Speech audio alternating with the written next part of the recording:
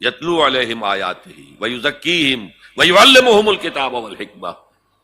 اس process سے حضور نے آدمیوں کو تیار کیا ہے، اور یہ سارا عمل قرآن کے گرد گھوم رہا ہے. یتلو علیہم آیاتی تو قرآن ہے ہی، تزکیے کے لیے سب سے بڑا ذریعہ قرآن ہے. کتاب یعنی احکام سارے قرآن میں ہے، اور قرآن ہی میں حکمت بھی ہے. ذالک مما اوحینا الیک من الحکمہ، یہ ہیں وہ چیزیں ہیں محمد جو ہم نے آپ پر حکمت میں سے آپ پر نازل کی ہیں. یہ جماعت تیار کر کے اب ہے دوسرا مرحلہ، اب باطل سے ٹکرانے کا مرحلہ آ گیا. جماعت تیار ہو گئی، ایمان ان کے دلوں میں ہے، کوئی آرزو دل میں نہیں ہے سوائے اللہ کو راضی کرنے کے. شہادت ہے مطلوب و مقصود مومن، نہ مال غنیمت نہ کشور کشائی.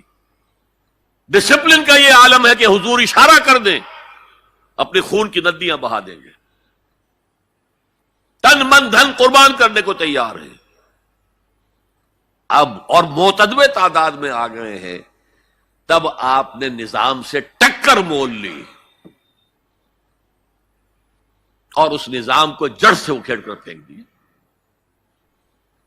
بہت پیاری بات کہی ہے اکبر الہ آبادی نے، تو خاک میں مل اور آگ میں جل، جب خشت بنے تب کام چلے.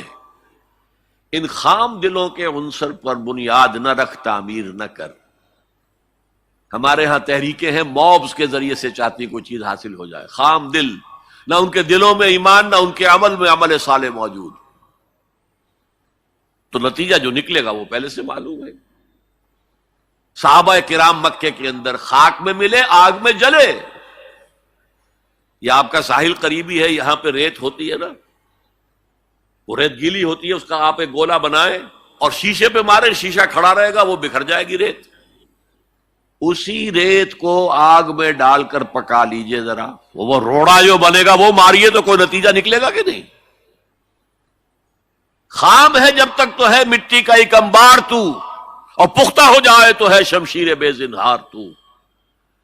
یہ ہے طریق محمدی صلی اللہ علیہ وسلم. آخری سٹیج حضور کے اس انقلابی عمل میں جنگ ہے، دو طرفہ جنگ.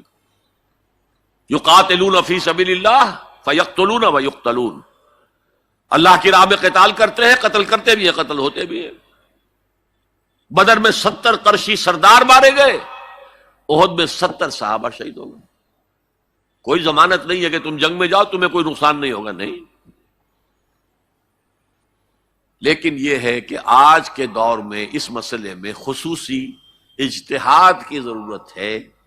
وہ میں پھر کسی اور موضوع پر گفتگو کرتے ہوئے آپ کے سامنے رکھوں گا کہ دو طرفہ جنگ کی بجائے ایک اور راستہ ہے جس کی سب سے پہلے نشاندہی کرنے والے مہاتما گاندھی تھے.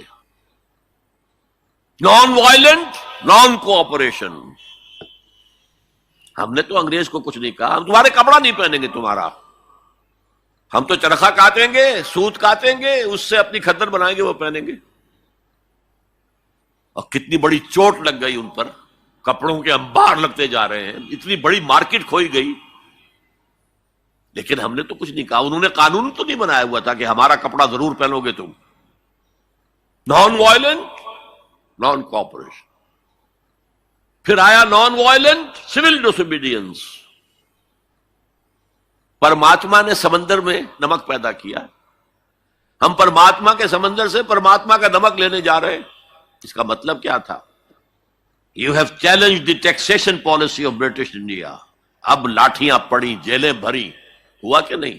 لیکن انہوں نے کوئی تشدد نہیں کیا، عدم تشدد. اس سے اگلا مرحلہ ہندوستان میں آیا ہی نہیں. دوسری جنگ عظیم کے بعد انگریز اتنا کمزور ہو چکا تھا، وہ فیصلہ کر چکا تھا اب اتنی دور دراز وزات کو ہم قابو میں نہیں رکھ سکتے، لہذا وہ بستر طے کر رہا تھا اپنا. ذرا سوچئے، سونے کی چڑیا ہاتھ سے نکل رہی ہے، لیکن کیا کسی انگریز نے کسی ہندوستانی کو مارا؟ کیا کسی ہندوستانی نے کسی انگریز کو مارا؟ آپ شیر کے منہ میں سے وہ سنہری چڑیا نکال رہے ہیں، لیکن نہ کسی انگریز نے کسی ہندوستانی کو، نہ مسلمان کو، نہ ہندو کو، نہ کسی مسلمان نے اور نہ کسی ہندو نے انگریز کو مارا. آپس میں لڑے ہیں، یہ بالکل دوسری بات ہے، اٹس اے ڈفرنٹ سٹوری. آپس میں قتل عام ہوا ہے، لیکن یہ آزادی تو ملی ہے ان کے دینے سے. وہ جا رہے تھے خود ہی.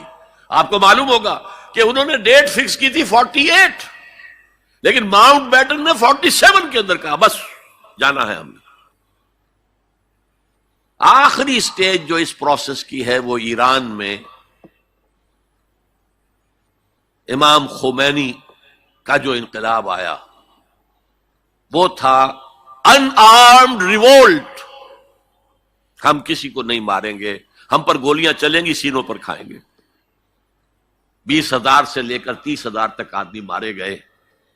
تب وہ شہنشاہ بھاگا کہ نہیں جو 2,500 سالہ جشن منا رہا تھا، جو سمجھتا تھا کہ میں وہی سائرس کے خسرو یا ذوالقرنین کا دور دوبارہ لے آؤں گا، وہ سلطنت عظیم. اور حال کیا ہوا؟ بہادر شاہ ظفر کی طرح 2 گز زمین بھی مل نہ سکی کوئے یار میں. یہ ہے آلٹرنیٹ عمل. اس پر پھر کبھی موقع ہوا تو تفصیل سے بھی گفتگو کروں گا. لیکن قرآن وہ کتاب ہے جس کے ذریعے سے حضور نے انقلاب برپا کیا. جیسے کہ داس کیپٹل وہ کتاب ہے جس کے ذریعے سے مونشویکس اینڈ بولشویکس نے رشیا میں انقلاب برپا کیا. نیست پیغمبر ولیکن در بغل دارت کتاب. وہ مارکس جو ہے پیغمبر تو نہیں ہے، لیکن اپنی بغل میں کتاب لے کے آیا ہے. اور وہ داس کیپٹل کس قدر مؤثر تھی، اس نے کس طرح لوگوں کو پوزیس کیا ہے اور کس طریقے سے لوگوں کو تیار کیا ہے کہ زار کی فوجوں کے سامنے کھڑے ہوئے ہیں اور گولیاں کھا رہے ہیں سینہ کھول کر. وہ ایک کتاب تھی، وہ بھی کتاب تھی. انقلاب روس داس کیپٹل کا نتیجہ ہے، اور انقلاب محمدی صلی اللہ علیہ وسلم قرآن مجید کا ذریعہ ہے. یہ ہے اس دور میں نے بتایا کہ سب سے بڑی ضرورت نظام عدل اجتماعی، اور اس کو قائم کرنے کا سب سے بڑا ذریعہ قرآن حکیم.